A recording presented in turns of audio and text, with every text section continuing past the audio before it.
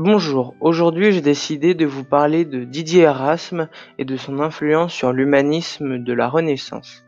Erasme, de son vrai nom Desiderius Erasmus von Rotterdam, est né en 1469 à Rotterdam d'un père prêtre.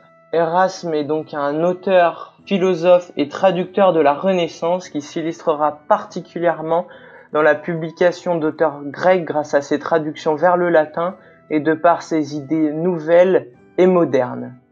Ses deux œuvres les plus connues sont sa traduction du Nouveau Testament qui remet en question la Vulgate qui est la Bible jusqu'alors utilisée et l'Éloge de la folie qui se place contre l'Église.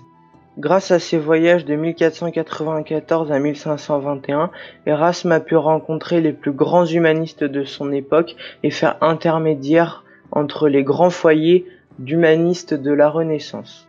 En effet, Erasme, durant ses voyages, s'imprégnera des différentes idées humanistes pour ensuite les diffuser à plus larges échelles, car effectivement, durant la Renaissance, ces idées sont encore nouvelles et très modernes.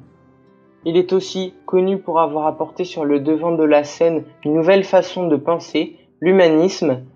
Je cite, « On ne naît pas homme, dit-il, on le devient par l'éducation et la culture ». De plus, il utilisera son influence et sa popularité dans l'éloge de la folie pour s'attaquer à l'Église qu'il ne juge plus aussi fidèle aux textes sacrés et pour défendre sa vision de la religion catholique. Pourtant, Erasme est un ecclésiastique, il fait donc partie du clergé et il a été secrétaire pour le Saint-Empereur germain Charles Quint.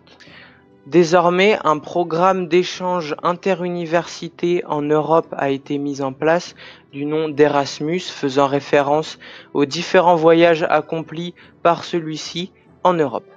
Les étudiants peuvent ainsi découvrir une nouvelle culture, s'imprégner d'idées et découvrir de nouvelles personnes, tout comme Erasme au XVIe siècle. Pour conclure, Erasme est le prince des humanistes car c'est l'auteur qui a le plus d'influence à cette époque. Il révolutionna la littérature grâce à ses traductions et ses ouvrages. Il permettra aussi la diffusion de nombreuses œuvres qui permettront d'élargir la portée de l'humanisme dans le monde.